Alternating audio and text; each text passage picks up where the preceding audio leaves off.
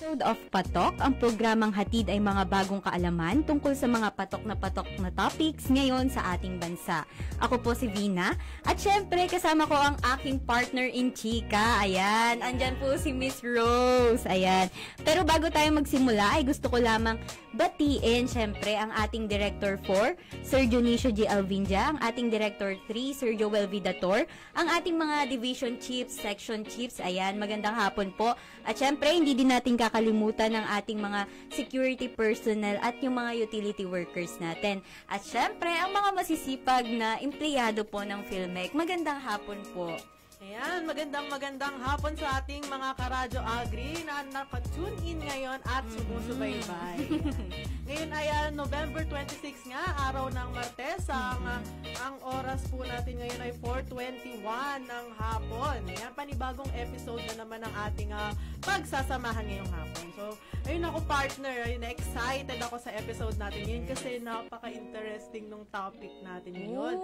Dahil pag-uusapan natin ng isang hobby na hindi lang ang mga bata kundi pati na rin ang mga grown-ups ang nabibighani. Sila yung mga tinatawag nga nating mga plushie at yung mga figure enthusiast and collectors. Ayan, yes partner, tama ka. Hindi lang basta mga bata ang nahuhumaling sa mga plushie toys ngayon, kundi pati na rin tayong mga adults. Syempre, alam mo ba partner, na may mga collectors na talagang nagsisimula ng kanilang mga collection nung bata pa sila. 'Di ba? Tapos ang mga plushie na 'yon inaalagaan nila at malaking bahagi ito ng buhay nila hanggang sa pagtanda. Ayan, alam mo partner, pag-iisipin mo yung mga plushies like Labubu, yan yung Kurumi, at iba pang mga figures, yan hindi lang basta yan kasi hiling, no. For some people, therapeutic din yan. Kumbaga ay comfort items sa iba. Yung parang soft, huggable versions nga naman ng mga feelings natin. Especially kapag nai-stress tayo, di ba? Ayan, exactly partner. At saka para sa mga collectors, kada plushie na nadadagdag sa kanilang collection ay hindi lang yan basta laruan, di ba?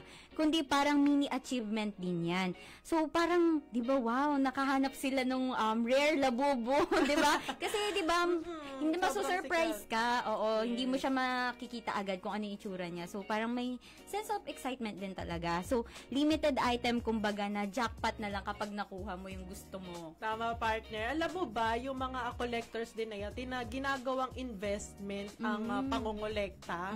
Kumbaga, hindi lang siya basta hobby. Yung ibang mga laruan na yan, tumataas din ang kanilang values over time. Yes, especially yung mga limited edition na releases. Yan, di ba?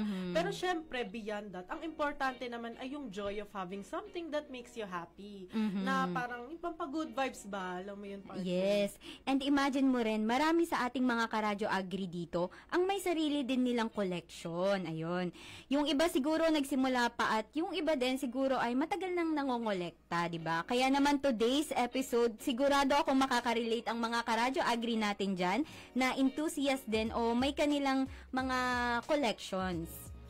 Ayan, partner. Mukhang madami tayong i-share sa ating mga karadyo agri. Pero before tayo tumungo sa ating discussions, no, siguro mas maganda kung alamin muna natin kung bakit sa iba ay addictive ang pag-collect ng mga plushies, mga figures, at paano yung mga laruan na ito ay nag-evolve into a worldwide phenomenon. So stay tuned mga karadyo agri dahil yan ay pag-uusapan nating lahat. Yes, ayan. So okay partner, siguro magsimula tayo sa umpisa, no? Ano ba talaga ibig sabihin ng collecting plushie? So, I mean, 'di ba? Isa sa nakikita lang na pangongolekta ito, pero it is more than that. Para sa iyo, ano yung pinaka-attractive na plushie? Para sa akin, partner, ang pinaka-attractive talaga sa plushies ay yung pagiging cute and soft nila.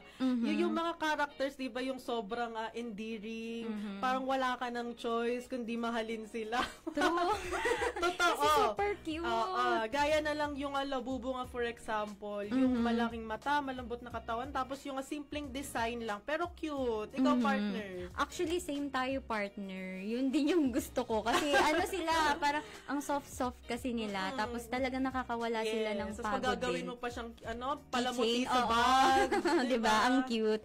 At alam mo ba, partner, hindi lang pala ang plush toys ang kinokolek ng mga tao. Nandyan rin yung mga action figures, Oh. diba? Hindi mawawala yan yung mga figurines. At syempre, yung mga limited edition na collectibles talaga. So, sa mga ito, kailangan may special meaning or memory sa bawat isa. Kaya talagang pinipili nila ng maigi kung anong character yung idadagdag nila sa collection nila. Sa true partner. At hindi lang yan, basta tungkol sa toys at figures. Yes. Yung ibang collectors, nakakakita sila ng connection sa mga kino-collect nila through their shared love sa mga to, di ba? Kaya nga may na-form din na communities dahil madami din ng collectors talaga at enthusiasts. Yan. Yung iba nga, nagtitrade ng items, nagjo-join sa mga events, tapos sa mga conventions para makakuha ng good offers or deals. At saka syempre makamit ng mga bagong tao na may kaparehong interest. Yun. Karaniwan yan sa mga members din ng mga fandom. Yan. Exactly, partner. At alam mo, ang nakakatuwa pa doon, itong mga collectibles na ito ay naging parte na talaga ng pop culture. So, napaka-trendy ngayon kung saan-saan ka na talaga makakakita nito. Di ba, nagkalat yan sa social media yung... Totoo. Binivideo pa nila yung sarili nila. Yung mga unboxing pa yan. Yun. Yan, talaga naman. So, yan, makikita nga na laganap ito sa social media, lalo na yun sa mga may kakayahan bumili, syempre, di ba?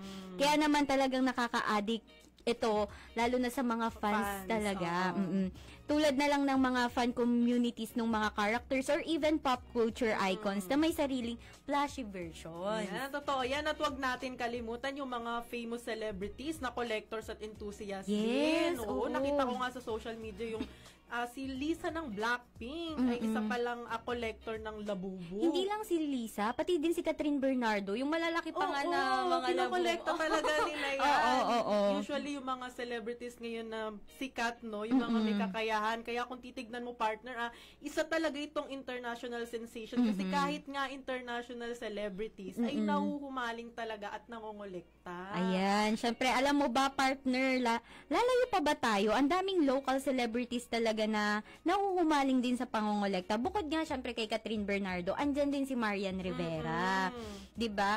Parang kahit gaano sila ka-busy or ka-successful, meron pa silang side na naghahanap ng happiness sa mga simpleng bagay, gaya nga nung mga plushies. Nako, totoo yan, partner. Pero yung mga plushies at figures na yan ay hindi lahat kayang bumili, 'di ba? Yes. Napag-alaman ko kasi, partner, na ang expensive daw kasi ng isang item, lalo kapag limited ito. Kaya yung mga ganitong hobby ay para sa mga taong may sobra-sobrang pera at wala na mga mapaglagyan ng mga pera nila. 'Di ba, sana all? Pero alam mo, itong mga collectibles na ito, isang reminder sa kanila of joy, comfort, at kahit nostalgia. Yes. Yung mga tipong tinatransport nila tayo back to time, yung mga bata pa tayo, kung saan simple lang lahat. Kaya naman na-attach din sila sa mga to. Kasi hindi lang sila mga toys. Kumbaga nire-represent din nila yung memories, feelings, tsaka yung mga experiences. Yes, tama ka dyan, partner. At para sa ating mga karadyo agri na nakikinig, siguro maganda din kung pag-uusapan naman natin kung saan ba o nagsimula yung saan nag-originate yung pangongolekta ng plushie, 'di ba? At may mga iba pang collectibles like figurines, ganon. Kasi syempre, hindi lang naman yan sumulpot kung saan-saan. Syempre, may history din yan. Tama ka dyan, partner. Kasi kung iisipin mo, matagal na pala ang mga plush toys. Yan, sa totoo lang, ang unang plush toy, according sa ating research, yan, ginawa pa noong 1880 ni Margaret Steve, isang toy manufacturer mula sa Germany. Yes. Siya ang gumawa ng unang plushie at ang unang ginawa niya ay isang elephant plush toy na tinawag niyang Elephantel. Diba? Elephantel. At mula doon, nagsimula na ang lahat. Ay, oo, partner. Sabi din dito, noong una, ginawa ito para sa mga bata. Pero yung interesting na partner, alam mo, hindi lang mga bata ang nahulog sa charm ng plush toys. Siyempre, nagsimula ring mangolekta ang mga adults bilang hobby nila. Kasi malambot, cute, at nakaka-relax talaga. At noong unang panahon nga, no, partner, ang pangongolekta ng plushies ay isang luxury hobby. Lalo na yung mga high quality o yung mga limited edition na plush toys.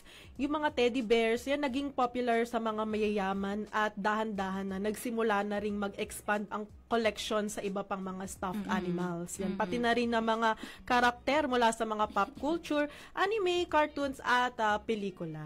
Tama ka dyan, partner. Kaya imagine mo, noong araw, teddy bears lang talaga yung kilala. Pero ngayon, ang dami na. Yes, meron na nga yung Kurumi, Pokemon, pati mga superheroes, ha? Actually, partner. Yan. Naging big deal na siya, hindi lang sa mga bata, kundi na din sa mga adult na collectors. Ayan, at yun nga, partner, yung mga pop culture ang isa pang malaking factor. Kasi ang mga paborito nating anime characters, comic book, heroes, o kaya mga kilalang celebrities, naging plushies na doon talaga nag-boom yung mga fandom-based collectibles. Hindi lang siya basta cute, may mga sentimental value din. Ayun nga, tama ka dyan, partner. Kaya nga, ang mga plushie collection ngayon ay parang extension na rin ng ating personalities, di ba? Kung may Kurumi ka o may Pokemon plushie ka, hindi lang siya basta laruan. Para rin siyang bahagi ng iyong mundo kung saan feeling mo yung connection mo sa character na minamahal mo. Ayan, at hindi lang ito isang ordinaryong hobby. Ito ay isang kultura na patuloy na lumalaki, actually, partner. Ngayon, may mga custom-made na plushies pa nga, di ba? Ang mga collectors mahilig mangita ng mga one-of-a-kind items na perfect para sa kanila. Yan lahat may unique story, kumbaga, di ba, partner? Tama ka dyan, partner. At syempre, gusto rin nating magpasalamat sa lahat ng nagsimulang magkolekta. Kasi sa totoo lang, ha, hindi lang ito basta-basta. Kung makikita kasi natin yung mga plushie na kinokolekta nila, parang nagbibigay siya ng saya at nostalgia nga sa mga bagay na may deeper meaning sa buhay nila. Yes, so yan mga karadyo agri natin na naka-tune in ngayon. Kung gusto mo talagang magsimula ng sariling koleksyon na hindi ka lang sumusunod sa uso, you're actually part of a bigger community na nagmamahal sa mga plushies, figures at collectibles.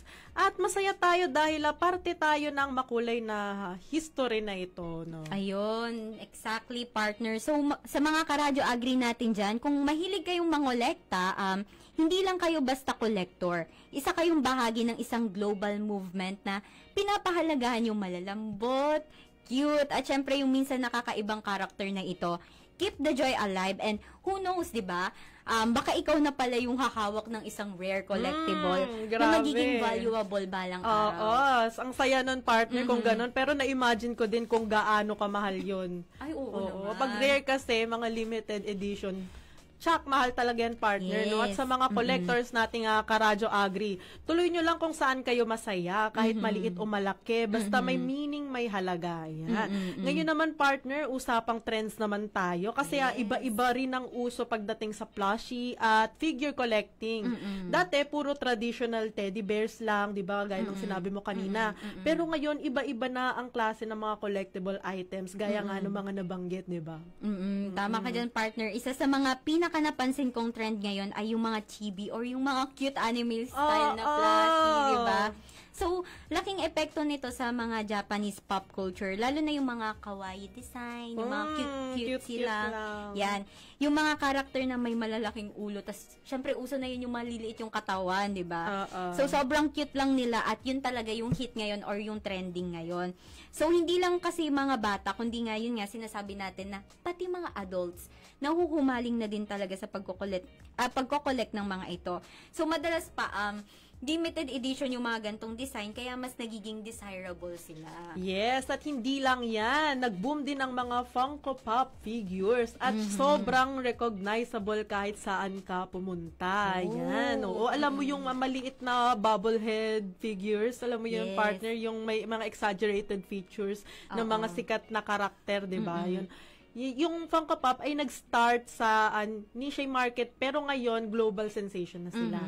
Mura siya kumpara sa ibang collectibles, pero dahil sa dami ng limited editions at collaborations nila with popular franchises mula sa Marvel, Disney, anime, at even musicians. Yes. Nagiging mataas ang value ng mga ito sa mga collectors. Yan. Kaya naman, madami talaga na naiengganyo, lalo na kung fan ka ng mga specific characters or yung mga franchises nga. Ayan. So, bago natin ituloy, partner, nabasa ko sa ating comment section na sa Facebook. Naka-Facebook live po pala tayo, mga karadyo agri. Ayan. Sabi po ni Mark Ultimo, bet ko yung banks. Ano ba yan? Thank you. Tapos sabi ni Faydan, ano daw, Red Panda daw yung kinokollect ni Miss Rose. Totoo ba yan, Miss Rose? Totoo yun. Ayun. Kada sahod yan ng reward ko sa sarili. Ayan, syempre, andyan din si Kuya A. Na-miss na namin. Hello po. Mars, Shout out. kumusta? At syempre, comment ni Kuya Raymel. Ayan, babalik ka pa daw ba? Kuya A, babalik ka pa ba? Ayan. So, anyways, yun nga. So, nakita mo rin ba yung mga local trends na nagsimula ng mag-boom, partner? Yung mga Filipino-inspired na flashy tsaka figures. Oo, may mga ganyan pong partner. Yes. Ngayon, nagtre-trending sila. So, maraming designers ang gumagawa ng mga flashy at figures na may traditional Filipino clothing. O kaya naman mga inspired sa mga local folklore natin. Ayan, ang ganda ng idea na pre-preserve natin ang ating culture sa pamamagitan ng collectibles na ito. Syempre, andyan yung mga flashy na may mga barong Tagalog or terno, o kaya may mga mythical creatures na galing sa kwentong bayan natin na super unique na sa Pilipinas mo lang talaga makikita. Oh, grabe yan, partner. At ang ganda ng idea na makita natin na may mga local artisans or designers na nagsusulong ng mga Filipino-inspired collectibles. Yan. Hindi lang ito nagpapakita ng pagmamahal natin sa kultura, kundi nagbibigay din ito ng value sa ating mga local creators. Kaya naman malaki ang potential ng mga Filipino-themed plushies at figures na maging international hit. Yan, parang local pride na rin ba?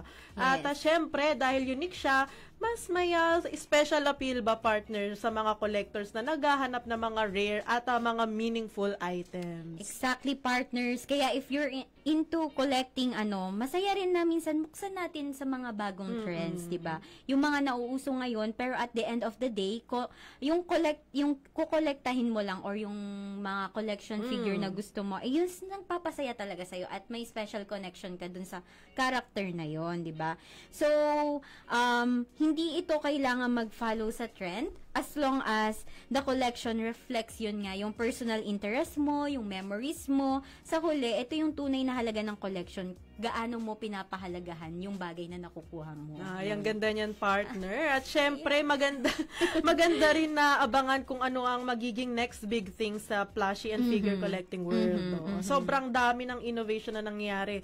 Pwedeng may new materials o design trends na magsisimula na naman, 'di ba? Kung dati, 'di ba, puro soft plushies lang. Ngayon may mga interactive plushies na may mga sound effects. Ayan, may mga ganyan talaga, partner, ngayon. O kaya may mga bagong features. Yun. Ang mga collectors na laging updated sa market, syempre mas magagaan sa kanila ang mga mag-adapt na mga bagong trends. Yes, totoo, partner. Pero for now, let's enjoy the trends na nasa harapan na natin, 'di ba? Whether you're into the classic stuff like teddy bears, yung mga stuffed toys, mga ganon, anime-inspired plushie, or kaya yung mga local Filipino figures, ayan. It's always great to be part of the community and share the love, syempre, for collecting. At syempre, excited na kami makita yung mga collectible trends na darating pa in the future. Oh, yan. Kaya mga karadyo agri, kung may nanapik kayong trend o item na excited kayong kolektahin, ayan, push nyo lang yan. Diba?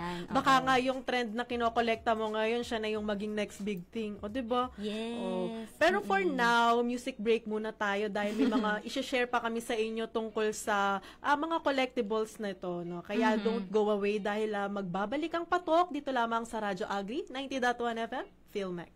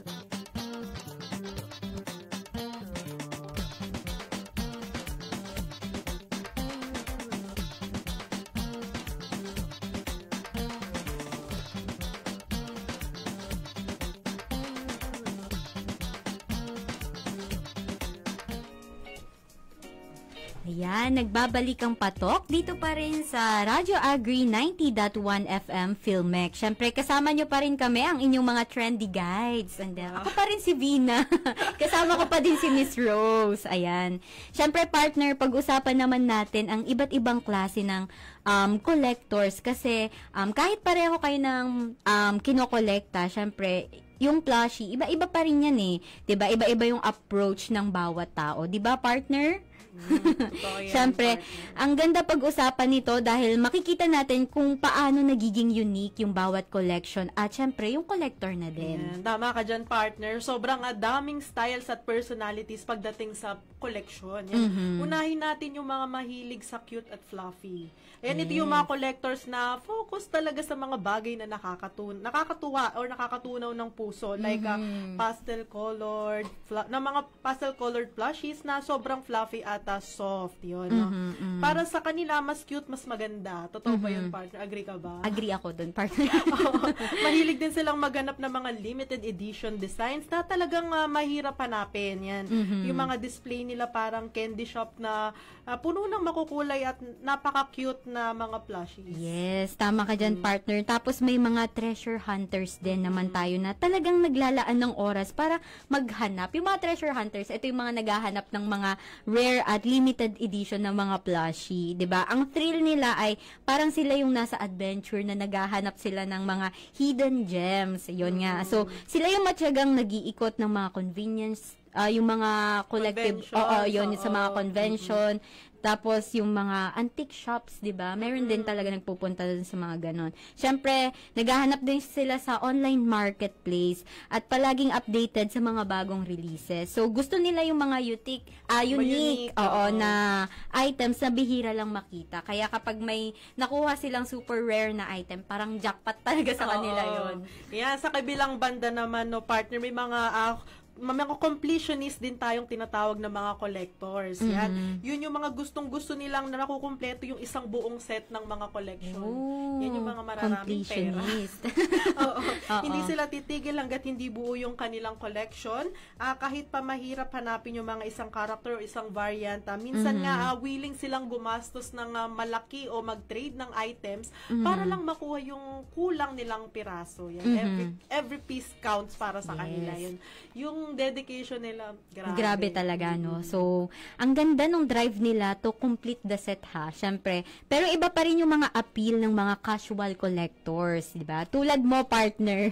Ito yung mga tao na, ayun nga, kumukolekta lang ng isang collection, yung walang specific na theme o pattern. Ito yung mga sa kanila importante kung paano nila nagustuhan yung plushie or yung figures or kung may sentimental value ito sa kanila. Tama, partner. Kaya nga feeling ko nasa mix ako ng casual at yung sentimental. Yan basta special lang plushie sa akin na kinokolekta ko. Pwede nga regalo mula sa kaibigan or plushie mula sa trip o yung may mga special memory attached. Yan. Para sa akin na hindi laging kailangan rare o mahal. Minsan ang value ay nasa kwento sa likod ng plushie. Oo, yes. Exactly, partner. Speaking of value, no, may mga reseller collectors din tayong tinatawag. Ito yung mga bumibili ng plushie, hindi dahil lang sa gusto nila ito, kundi dahil balak nila itong ibenta into future, 'di ba? Kapag sa future kasi 'di ba nagmamahal.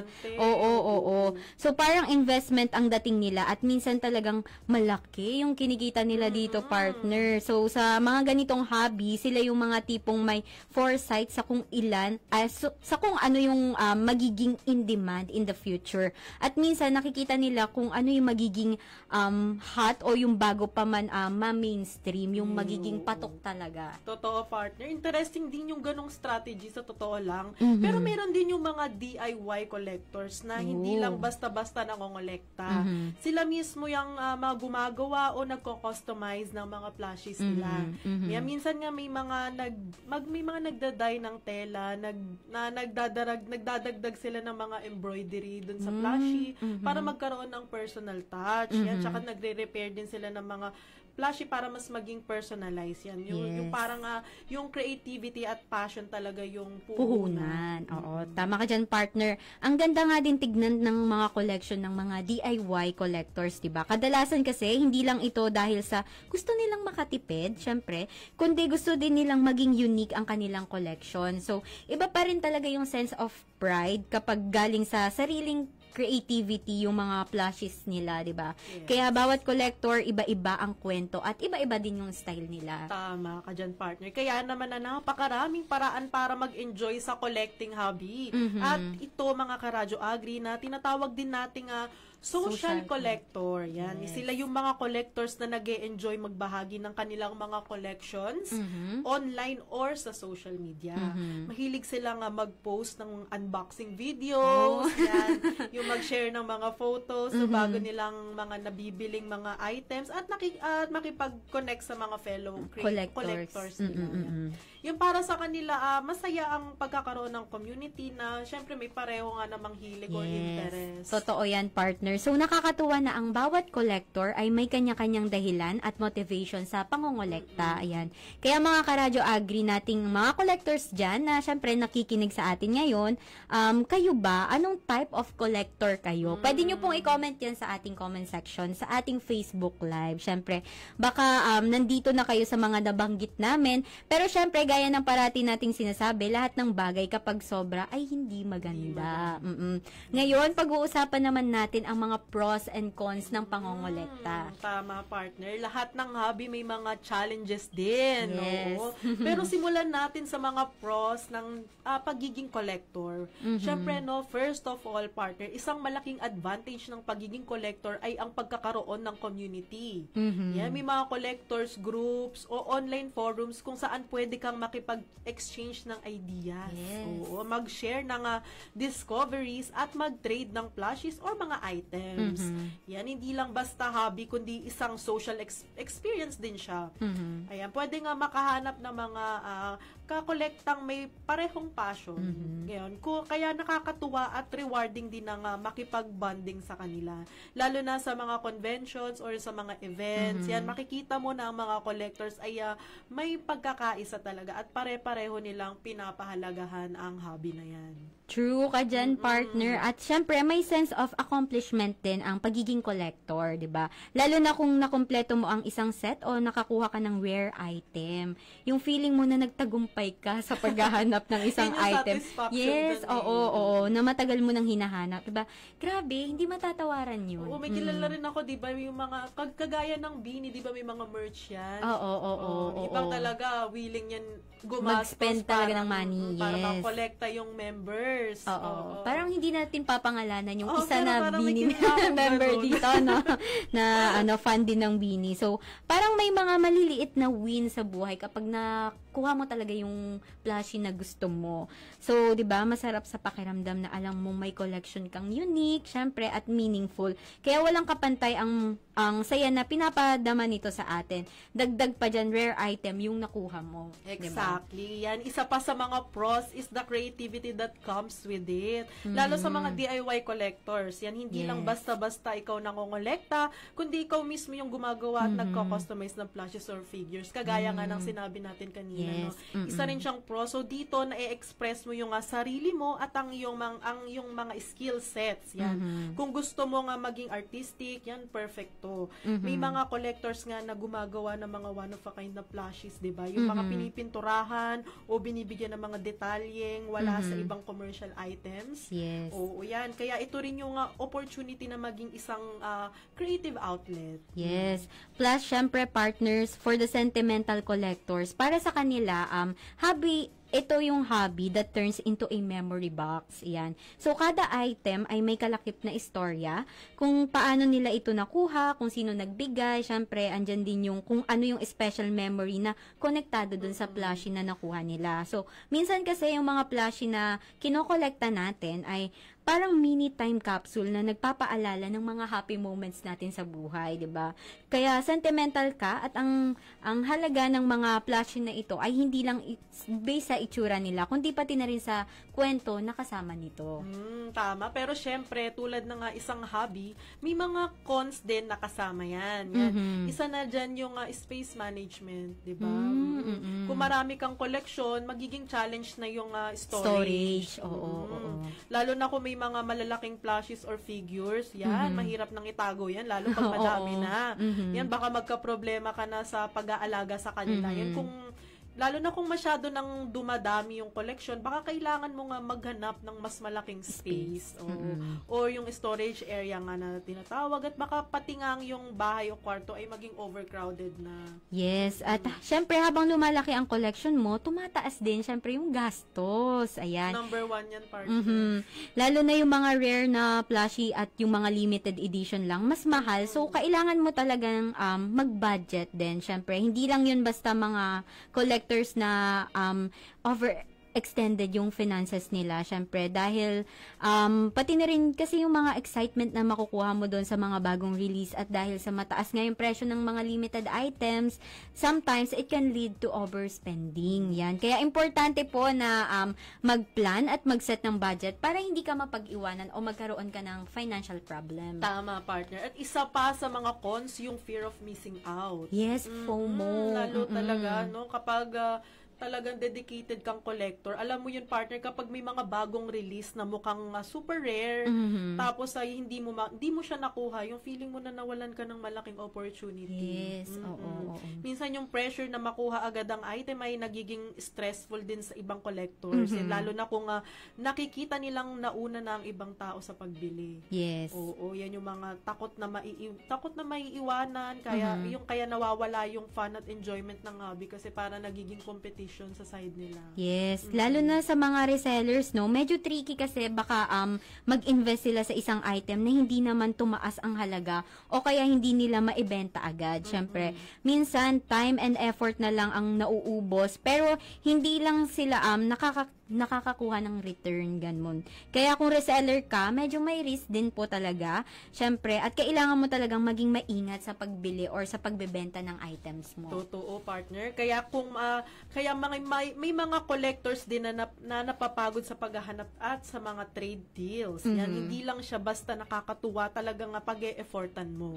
Oo, minsan kailangan mo pa ng pasensya sa pag-iintindi ng mga market trends, sa pag-check ng authenticity ng plushie at sa pag-negotiate ng prices. Totoo yan.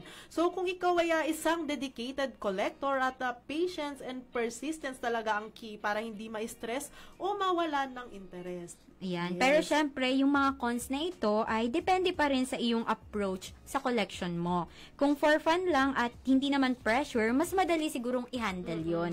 Pero kung masyado ka na talagang immerse sa hobby mo, makakaramdam ka ng ilang challenges talaga. So, pero sa mga collectors dyan na focus lang sa enjoyment and hobby, hindi masyadong malaki ang epekto ng mga cons na ito sa inyo. Totoo, partner. Yung mga talagang ginagastosan na yung hobby, yan ang mga cons na inyong makakaharapin, yung mga challenges na yan. Yes. Kaya mga karadyo agri, importante na balance lang. Yan, ang sobra, hindi maganda. Kolektahin lang ang gusto mo, pero wag mabigat sa wallet at syempre, wag mabigat sa buhay. Tama. Yan, kung saan kayo masaya at paano nyo ine-enjoy ang hobby, yun ang pinaka-importante. Yan, hindi mo kailangang maging perfectionist at laging maghanap ng pinakamahal o pinakamagandang collection para mag-enjoy. Ang pinaka-essence ng hobby ay yung joy ng pag-collect ba at pagbabalik loob sa passion. Totoo, partner. Yan. Ayan, mga karadyo agri, mamaya babalikan naman natin yung mga napag-usapan natin. Kaya stay tuned lang dahil magbabalik ang patok dito lamang sa Radyo Agri 90.1 FM. Filmek.